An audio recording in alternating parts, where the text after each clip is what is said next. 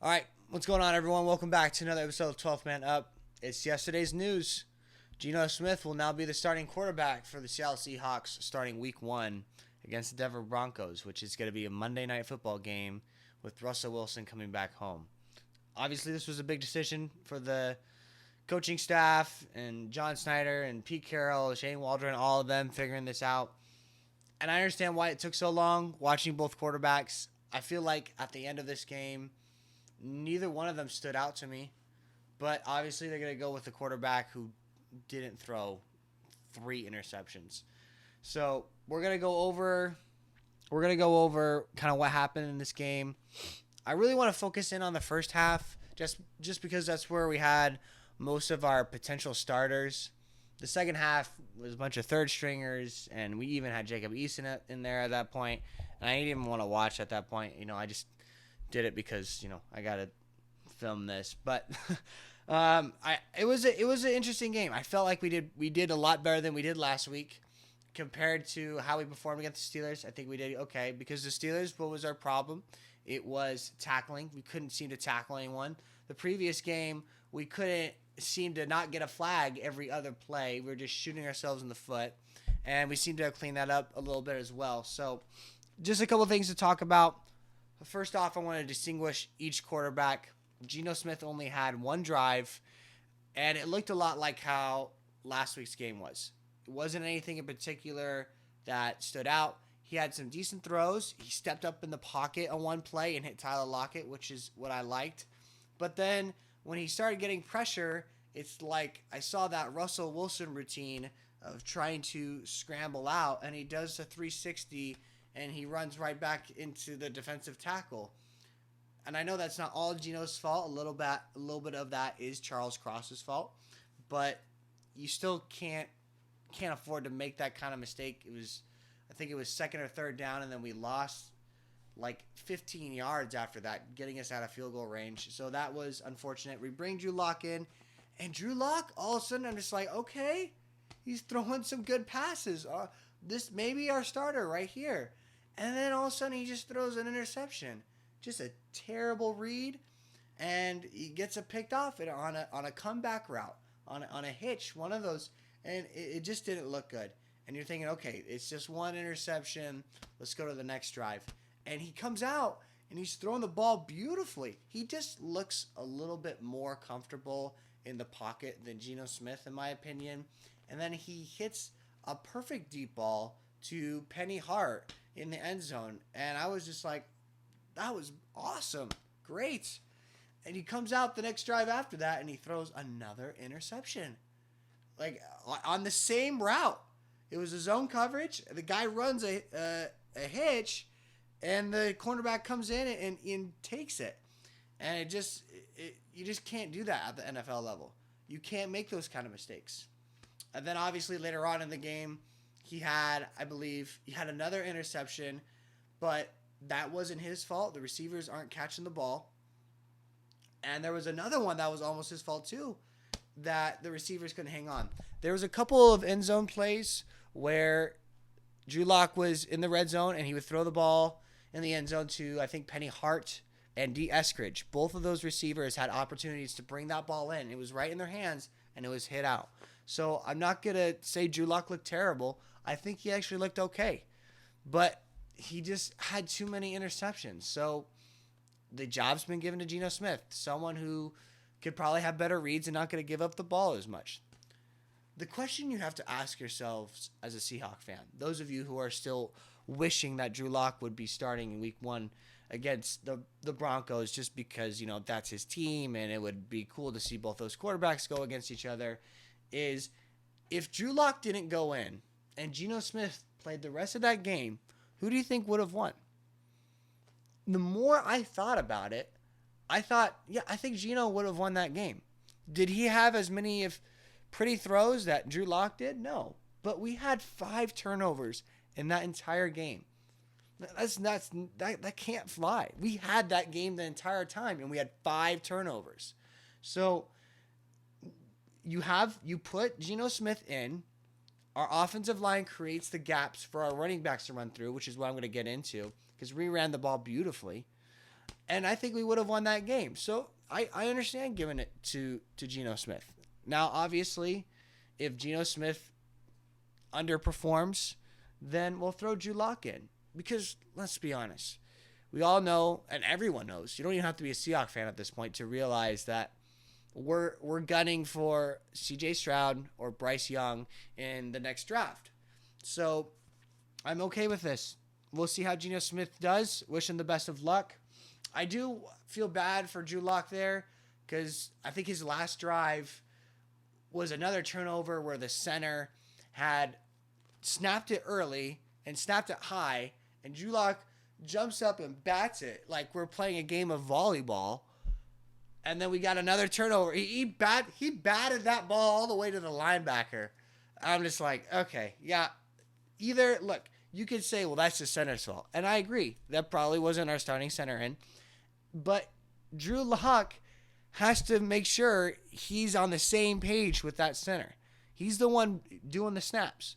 So, as much as it was the center's fault, it could be on Drew Lock too. So I think Geno Smith, you can make the argument that he has better control of the offense. He's got an easier connection with the offensive line and the wide receivers. He had that good step up that he threw to Tyler Lockett. So, yeah, I'm okay with this. Now, moving on to our wide receivers, which drove me up a wall because we couldn't seem to catch any balls. I mean, these are people trying to try out for the NFL, these wide receivers, and balls are going right through their hands. Like, Drew Lock had a couple of great throws that just couldn't be caught. Wide receivers like Johnson and Young, get them off this team, okay? Because there are some catches that you need to have, and they couldn't have them at all. Geno Smith had a couple good passes that were dropped as well. So I was unimpressed by these wide receivers, but it's not too much to be worried about because it is preseason, and these guys are going to be gone, and we'll have that 53-man roster soon. We'll have DK, Lockett, Eskridge, or maybe Hart in, so or Godwin as well. So I'm okay with these receivers leaving. Moving on to the offensive line, I feel like our O-line did very good. I'm really focused, like I said, with that first half of the game, and that offensive line did very good when it came to creating gaps for our running backs. DJ Dallas had another great game where he ran for 75 yards with 13 carries. He averaged almost 6 yards a carry. He got a touchdown, and his longest run was 27 yards. So, and this is possibly our third string running back behind Ken Walker and Rashad Penny. So if our offensive line can create these gaps for our running backs, then Pete Carroll is going to be happy because this is what he's all about. He's not relying on Geno Smith to throw the ball 50 times a game. He's going to be relying on our running backs to switch in and out of the game and run the ball and have this offensive line, create those gaps. So they don't have to hold the defensive lineman forever trying to do these passes. Just push and go. And I felt like even on the pass plays, they gave our quarterbacks enough time. There was a couple times where the pocket collapsed on a blitz, but overall I think Abraham Lucas performed absolutely amazing, and Cross significantly improved from last week with no flags at all against him. So whatever they did this past week to fix that up, I'm happy about. Moving on to our defense. Our defense had a better performance in the sense of that we were getting those tackles. We were getting a lot more tackles going, and we didn't have a lot of them slip through. Like I said, I'm focused on that first half. We did pretty good. What I really like about our defense is we're not giving the quarterback a lot of time to throw the ball. And this is something I've talked about in the previous preseason weeks. We are providing a lot of pressure on these quarterbacks when they're trying to get comfortable in the pocket and throw the ball. Now, when it comes to running the ball, that's where we really struggle. They just plow right through us, and they do a good job of creating gaps. So that's something we'll need to clean up. But a couple players stood out in this game, and I'm going to go over those right now, starting with the defensive line, which is Miles Adams. Just guys fighting for a roster spot. He had 4 tackles. He had half a sack, 2 quarterback hits, and 1 tackle for loss of yards. So he had a fantastic game, and I'm glad that he performed well and that we have guys that give us depth on this team. Another player, a cornerback, Michael Jackson. He had 3 passes that he defended, and then he also had 3 tackles. So I was impressed by him, and I was impressed by Marquise Blair as well, who stopped the ball in the end zone. We did a little bit better on that cornerback coverage overall, but I'm excited for week 1. See what this team is able to do. I think our special teams had 1 struggle on defense for a kick return that was past the 25, like 10, 15 yards. But stuff to clean up. It wasn't as bad. So I'm starting to see some development from this team compared to the last 2 weeks. But next week, I'm going to give you guys a video as to what to expect playing against the Broncos week 1.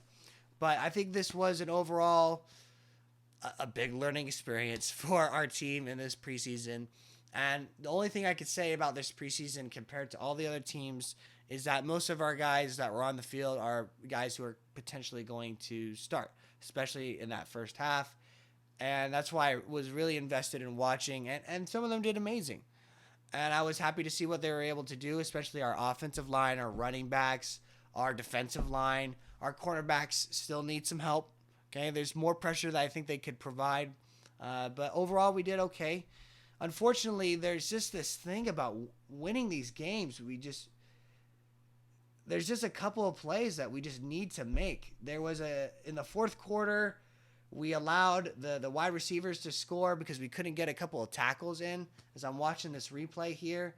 And, I mean, these are guys who are third stringers and guys still trying to make the team. So I'm not going to get too upset about it. But if we can clean up these tackles, clean up the penalties, and provide the same kind of pressure that we are on defense, then I'm going to be settled, because I don't think we're going to be anything entirely special this season. But as long as we're able to develop these young players in preparation for a possible quarterback next season, then I'll be happy. So other than that, guys, thank you for tuning in. I hope you guys have a great rest of your week. And then we got Monday Night Football coming around the corner, guys. Go Hawks.